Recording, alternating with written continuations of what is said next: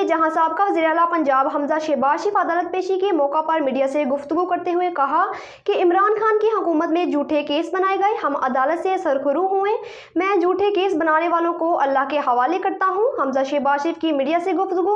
मज़ीद तफसीलात bureau chief Lahore मियां कबीर अहमद की इस रिपोर्ट में। अदालतों का हमेशा एहतराम किया है और अल्लाह का शुक्र है कि अदालतों से सुरखरू भी हुए। इमरान नियाजी की जब हुकूमत थी उस वक्त भी FI का झूठा केस था और उनकी हुकूमत के दौरान FI ने कहा कि हमारे पास कोई ठोस सबूत नहीं, उसमें मैं भी और शहबाज शरीफ साहब बाइज्जत बरी हुए। तो झूठे केस बनाकर कौमी खजाने को नुकसान पहुंचाया गया, कौम से झूठ बोला गया। तो मैं तो ये नहीं कहता, जिन लोगों ने झूठे केस बनाए आज अल्लाह का निज़ाम है कि वो भी कटहरे में। तो इस मुल्क का वक्त कीमती है, इस अवाम का वक्त कीमती है। हम सबको मिलकर लोगों के मुस्तकबिल के हवाले से और मईशत के हवाले से एक जामे हिकमत अमली बनानी चाहिए। सर जी, इलेक्शन हो रहे हैं वक्त पे।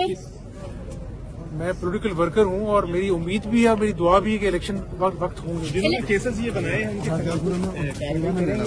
उनके खिलाफ कार्रवाई नहीं, मैंने अपने मामला हमेशा अल्लाह पे छोड़े, इसीलिए कहा कि अल्लाह का निज़ाम चल रहा है। पाकिस्तानी अवाम तो इलेक्शन में बढ़ चढ़ कर हिस्सा लेगी, ओवरसीज के लिए क्या कहेंगे?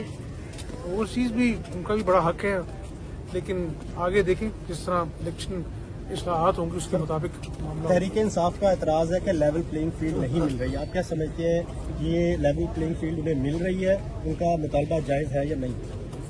मेरा ख्याल है कि लेवल प्लेइंग फील्ड जो है इंतखाबात के फेयर एंड फ्री होने के लिए ज़रूरी है और जब इलेक्शन होंगे सबको नजर आएगा इंशाल्लाह।